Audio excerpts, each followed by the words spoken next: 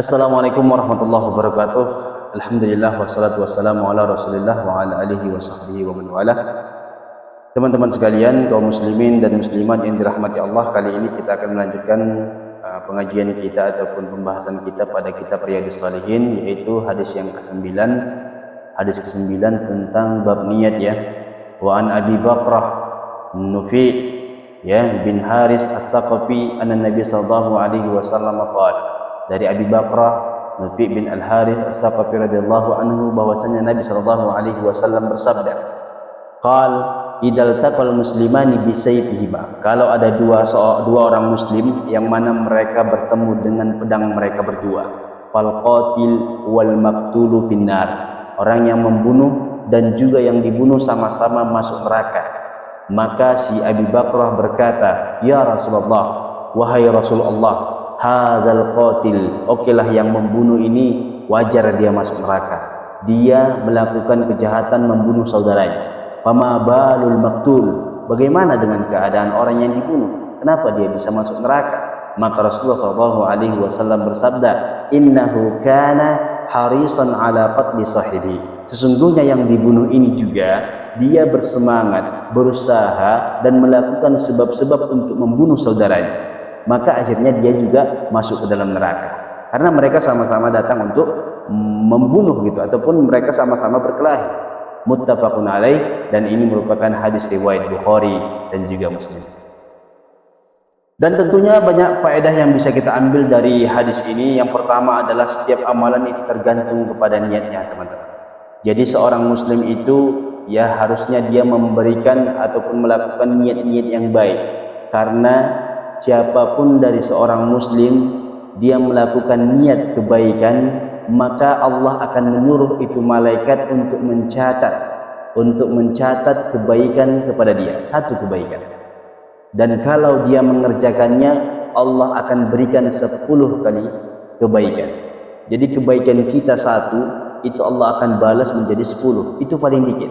Setiap amalan anak Adam yang muslim kepada Allah, maka kebaikan-kebaikannya itu akan dilipat gandakan Allah 10 kali lipat, paling sedikit. Ila sab'ati mi'ati di'fin, sampai 700 kali lipat.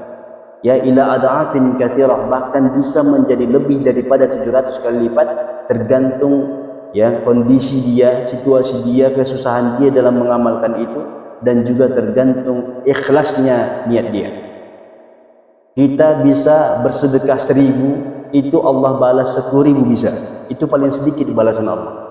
Dan kalau kita betul-betul ikhlas, mungkin itu adalah uang kita satu-satunya kita berikan kepada orang lain, kita dalam keadaan mendesak dan susah, kita berusaha lagi untuk memberikan orang lain, maka bisa jadi Allah lipat gandakan sampai 700 kali lipat. Kalau nanti kita ikhlas yang luar biasa lagi, Allah bisa gandakan lebih daripada 700. Itu di dalam agama kita. Ya, kalau kita melakukan satu kebaikan, pasti Allah lipat gandakan pahalanya. Namun kalau kita melakukan satu kejahatan, ya kita hanya dibalas dengan kejahatan pula. Satu kejahatan yang kita lakukan di dalam Islam, maka Allah akan berikan kita ataupun balas kita dengan satu kejahatan, satu dosa. Ya. Nah, bagaimana dengan niat? Kalau seandainya kita niat tadi kebaikan, Allah telah catatkan sebagai pahala, dan kalau niat kita untuk keburukan, itu belum Allah catatkan sebagai dosa. Inilah Allah itu Rahim, Rahman. Ya Allah Maha Pengasih lagi Maha Penyayang. Saking sayangnya Allah, ketika manusia ingin berbuat keburukan, berniat di dalam hatinya melakukan keburukan, kejahatan atau suatu dosa, maka Allah belum catat sampai dia mengerjakan. Ya. Dan kalau seandainya enggak jadi dia mengerjakannya, maka Allah akan catat sebagai satu kebaikan. Contoh, ada seseorang yang ingin, ya, yang mana dia melakukan satu keburukan. Contohnya dia mau ngambil mangga tetangganya, kan gitu. Karena mangga tetangganya lagi berbuah, dia berniat untuk mengambilnya. Tapi dia tidak jadi mengambilnya, dia berpikir, oh ini berdosa, Allah pasti mencatat keburukan bagi saya. Akhirnya dia tidak jadi mengambil itu mangga tetangganya gitu. Maka Allah akan mencatatkan satu kebaikan kepada dia dan tidak mencatatkan niatnya tadi sebagai dosa. Ya bahkan Allah catatkan kebaikan kepada dia karena dia mengurungkan niatnya untuk melakukan kejahatan. Tapi kalau kita berniat satu kebaikan saja, Allah akan catat itu sebagai bentuk pahala. Allahur Rahman, Allah Maha Pengasih, Allahur Rahim, Allah Maha Penyayang. Nah, di hadis ini ya ada orang yang mana al-maktul yang dibunuh tadi masuk neraka juga. Maka sahabat tadi bertanya kepada Rasulullah, ya Rasul, bagaimana mungkin orang yang dibunuh tapi dia akhirnya masuk neraka? Tapi karena Rasulullah SAW ya mengetahui keadaan dia, innahu kana harisan ala qatli sahibihi, sesungguhnya yang dibunuh ini juga yang memiliki semangat, memiliki motivasi, memiliki sebab ataupun telah melakukan sebab-sebab untuk membunuh saudara, maka dia dicatat sebagai orang yang telah melakukan keburukan. Jadi kalau cuma niat saja di dalam Islam itu enggak jadi masalah ya. Maksudnya kalau kita pun berniat melakukan kejahatan enggak jadi masalah. Tapi kalau kita sudah bersusah payah melakukannya ataupun udah bersusah payah kita melakukan sebab-sebab untuk melakukan keburukan itu, maka Allah akan catat itu keburukan. Contoh kita ingin mencuri misalnya ya. Nauzubillah, kita ingin mencuri uang teman kita yang ada mungkin di lemarinya, kita mungkin di kos-kosan ya, kita ingin mencuri, kita sudah bersusah payah, sudah datang ke tempatnya dan sudah membongkar sedikit, tapi karena ada orang lewat, kita nggak jadi gitu loh. Nah ini orang-orang seperti ini sudah dicatat sebagai satu keburukan karena dia sudah melakukan sebab-sebab untuk ya melakukan sebuah keburukan tersebut, seperti itu. Dan faedah yang kedua yang bisa kita ambil daripada hadis ini yaitu adalah ya mereka orang-orang yang membunuh ini diancam Rasulullah SAW masuk ke dalam neraka. Karena membunuh teman-teman itu sesuatu yang sangat luar biasa ya di sisi Allah Subhanahu wa taala, itu merupakan adalah perkara yang sangat besar ya. Bahkan di dalam Al-Qur'an Allah sebutkan wa may yaqtul mu'mina muta'ammidan, barang siapa ya yang membunuh seorang muslim muta'ammidan yaitu dengan sengaja, fajazaohu jahannam, dan balasannya adalah neraka jahannam, khalidan fiha, ya kekal di dalamnya, wa ghadiballahu alaihi, dan murka Allah lah kepadanya, wa la'anahu, Allah juga melaknatnya, wa addalahu 'adzaban 'azima, dan Allah juga menyiapkan baginya azab yang sangat besar. Allah Subhanahu wa taala menyebutkan ini di dalam surah An-Nisa ayat 93. Barang siapa yang membunuh seorang mukmin dengan sengaja, maka balasannya adalah neraka jahanam, kekal di dalamnya. Walaupun tafsiran para ulama, ya mayoritas ulama menafsirkan khalidan fiha ini, ya kekal di dalamnya. Khalid itu artinya adalah kekal, tapi maksud mereka itu adalah dalam waktu yang lama. Dia akan dimasukkan ke dalam neraka dalam waktu yang lama. Karena kalau seandainya seorang muslim dia membunuh tapi dia masih muslim dan tidak keluar dari Islam, maka tentunya ada harapan bagi dia untuk masuk surga. Tapi Allah akan azab dia di neraka, Allah akan murka kepada dia, bahkan Allah juga akan siapkan kepada dia azab yang sangat pedih. Ya. Nah, ini menandakan bahwasanya tidak kita boleh membunuh orang yang muslim, tidak boleh kita membunuh orang muslim dengan sengaja. Membunuh itu adalah perkara yang sangat besar. Allah ancam kita akan kekal di dalam neraka, khalid. Ya, walaupun khalid di sini saya katakan tadi maksudnya adalah waktu yang cukup lama. Karena orang-orang Arab juga banyak menamakan nama-nama mereka dengan khalid. Ya, maksud mereka itu lama hidup di dunia. Bukan berarti kalau mereka hidup tak mati-mati kan gitu. Ya maksudnya mereka ingin ataupun berharap bahwasanya mereka umurnya panjang gitu. Disebut dengan khalid, artinya kekal. Tapi maksud kekal adalah hidup dalam waktu yang lama. Begitu juga dalam ayat ini Allah sebutkan bahwasanya mereka akan kekal di dalamnya, tapi sesungguhnya maksudnya adalah mereka akan lama diazab Allah di dalam neraka. Karena orang-orang Islam ya, kata para ulama bahwasanya setiap muslim pasti masuk surga. Walaupun dia melakukan dosa-dosa besar, ya diazab dulu di neraka sampai habis itu dosa-dosanya, baru Allah masukkan ke dalam surga. Ya, bahkan di dalam hadis lain Rasulullah SAW pernah mengatakan, la zawalud dunya ahwanu 'ala Allah min qatli muslimin. Hilangnya dunia ini, hancurnya dunia ini lebih mudah bagi Allah daripada hilangnya nyawa seorang muslim. Coba kita bayangkan teman-teman ya. Hilangnya nyawa seorang muslim itu lebih berat di sisi Allah daripada dunia dan segala isinya. Kehilangan dunia ini semuanya itu ringan bagi Allah. Tapi ketika ada nyawa seorang muslim terbunuh, maka itu sungguh berat bagi Allah Subhanahu wa taala. Dalam artian kata, ini adalah perkara yang besar bagi Allah Subhanahu wa taala. Ya. Ini adalah pelajaran bagi kita bahwasanya tidak boleh kita mudah membunuh orang. Kita lihat zaman sekarang itu kadang-kadang berita-berita itu ya, kita lihat bahwasanya banyak bunuh-membunuh di zaman sekarang. Nauzubillah.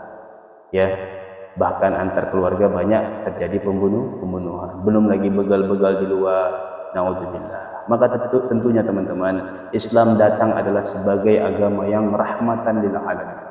Rahmat bagi seluruh alam semesta. Bukan cuma orang-orang yang beriman saja mendapatkan rahmat, tapi orang-orang selain orang-orang yang beriman, orang-orang non-muslim juga mendapatkan rahmat dari datangnya agama Islam. Bukan cuma itu saja, hal al-hayawan, ar-rifqu bil hayawan, Rasulullah mengatakan seperti itu.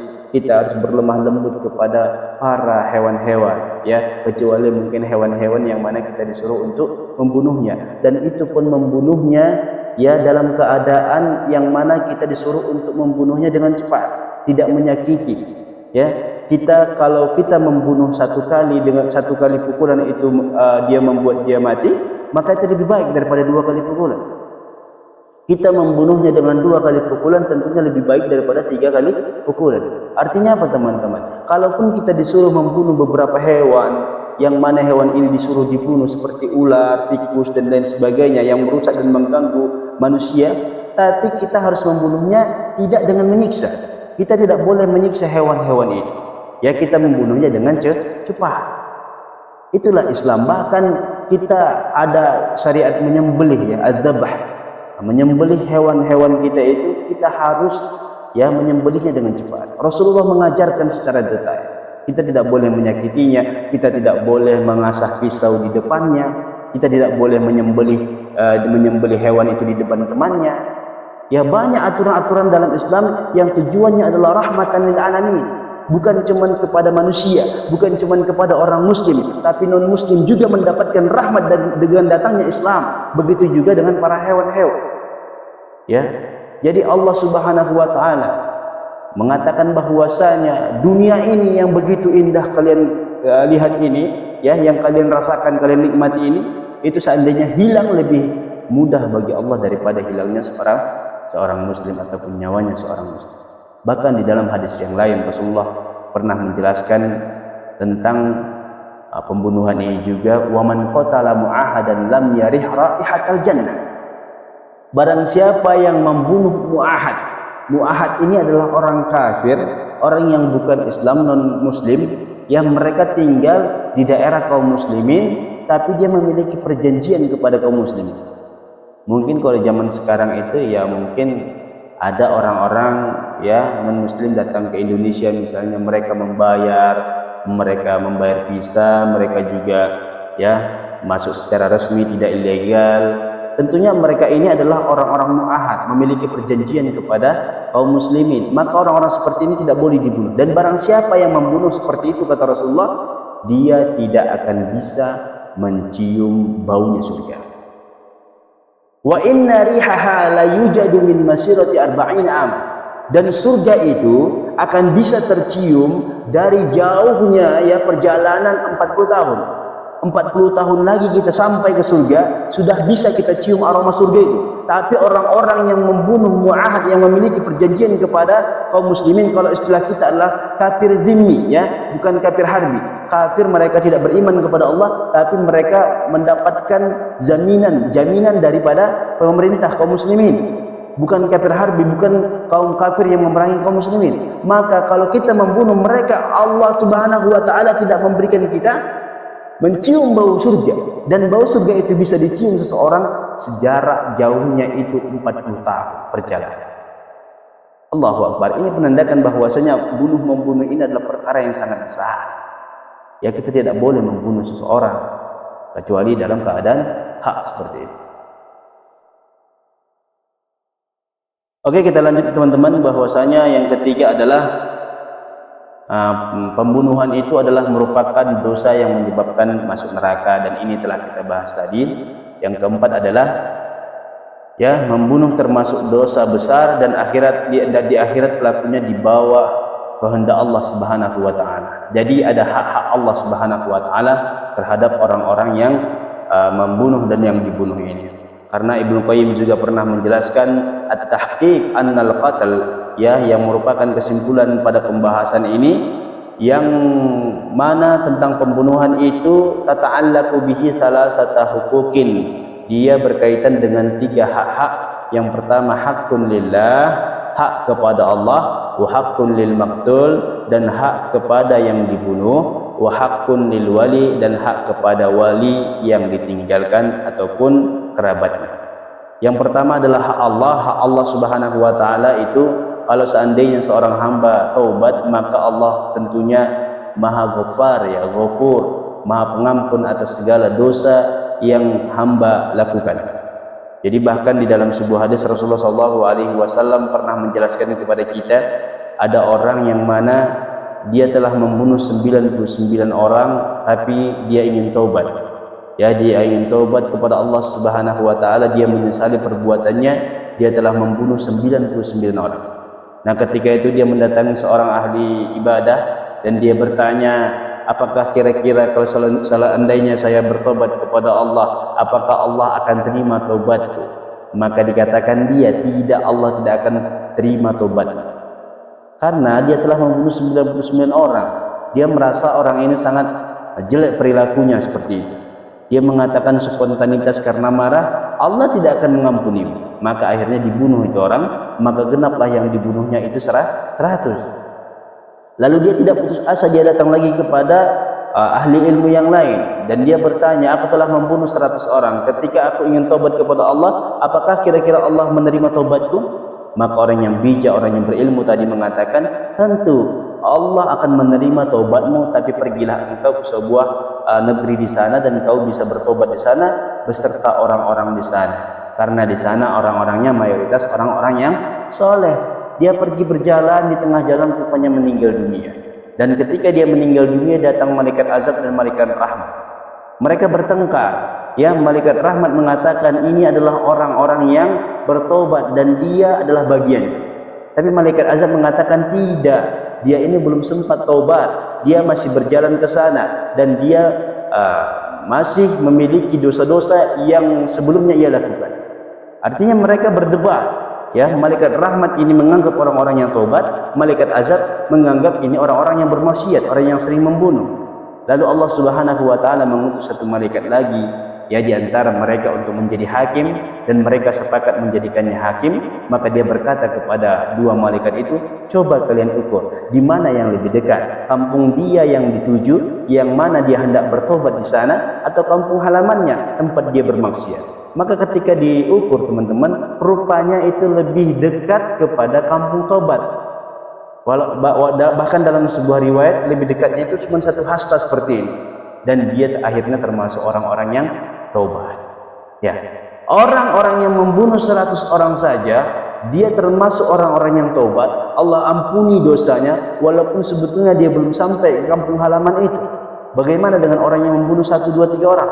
Tentunya kalau dia memang taubatan nasuha, maka insya Allah Allah Subhanahu wa taala akan mengampuni dosanya. Yang kedua yaitu adalah hak korban. Hak korban ini itu Allah Subhanahu wa taala nanti yang akan, ya, membalas nanti di hari kiamat. Tapi kalau orang yang sudah taubat, tentunya Allah Subhanahu wa taala mengampuninya, akan mengganti, ya, hak si korban ini daripada bentuk pahala. Karena memang dalam sebuah hadis Rasulullah SAW pernah bersabda, awwalu ma yuqda bainan nas yaumal qiyamah bid-dima. Ya, pertama kali yang mana nanti manusia akan dihisab di hari kiamat, diputuskan di hari kiamat, yaitu adalah tentang darah kaum muslimin ataupun masalah hak-hak manusia, kan gitu. Dalam hadis lain Rasulullah SAW pernah menyebutkan, yaji'ul qatil wal maqtul yaumal qiyamah muta'alliqun bi ra'si sahibihi. Orang yang membunuh dan yang korban yang dibunuh akan didatangkan pada hari kiamat dengan menenteng kepala temannya. Ya, jadi orang yang dibunuh itu akan menenteng kepala yang membunuhnya. Dalam riwayat lain, wa fi labzin yaji'u muta'alliqan bil qatil tashabu audajuhu daman. Ya, dia korban membawa orang yang membunuh sementara urat lehernya bercucuran darah. Jadi dibalas Allah, diganti Allah seperti itu. Yaqulu rabbi sal hadza lima qatalani. Ya Allah, tanyalah orang ini bagaimana dia bisa membunuh saya, kenapa dia membunuh saya. Ya, hadis ini merupakan hadis riwayat Ibnu Majah dan disahihkan oleh Al-Albani. Mengingat masih ada korban di sini, ya, yang mana dia ini datang di hari kiamat, dia itu membawa orang yang membunuhnya. Ini bentuk balasan dari Allah Subhanahu wa taala karena dia telah membunuh saudaranya. Jadi dikisos Allah di hari kiamat. Seperti itu. Tapi mayoritas ulama juga mengatakan kalau seandainya seorang yang membunuh itu telah taubat, maka mereka juga mengatakan bahwasanya Allah Subhanahu wa taala akan mengampuni orang yang membunuh tadi dan menggantikan pahala kepada orang yang dibunuh. Mereka berdalil dengan wa inni laghaffarun liman taba wa amana wa amila shalihan tsumma ihtada. Allah Subhanahu wa taala Maha Pengampun bagi siapa yang telah bertobat kepadanya dan dia beriman, beramal soleh, kemudian dia mendapatkan ataupun menjalani petunjuk. Ini yang kedua. Yang ketiga, hak wali korban. Ya, ada juga hak wali korban itu hak kepada orang yang dibunuh dengan sengaja tadi. Ya, yaitu yang pertama adalah kisos. Kisos di dalam Islam itu ada, teman-teman, ya. Tapi tentunya ini dilakukan ataupun dilaksanakan ketika negara itu ataupun pemerintahan itu ya berlandaskan hukum Islam. Ya, mereka orang-orang yang membunuh akan dikisos, dibunuh.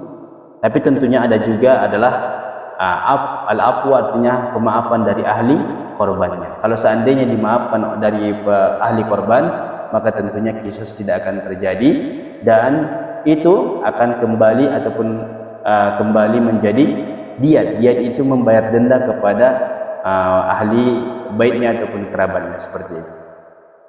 Dan tentunya di dalam kisos ini ada kebaikan kepada manusia yang tentunya orang-orang akan takut untuk membunuh. Kalau seandainya ada orang membunuh, dia dibunuh kembali, ya, maka tentunya orang-orang akan takut. Ya, Islam itu datang ya dengan membawa keadilan. Orang yang membunuh itu diberikan ya balasan dibunuh supaya mereka tidak melakukan pembunuhan itu. Ya, ini sajalah mungkin yang kita bisa sampaikan pada hadis yang ke-9 ini tentang niat ini, dan lain kali kita sambung karena di daerah kami juga sudah azan Isya. Ya, kalau ada kata-kata kami yang salah kiranya mohon dimaafkan.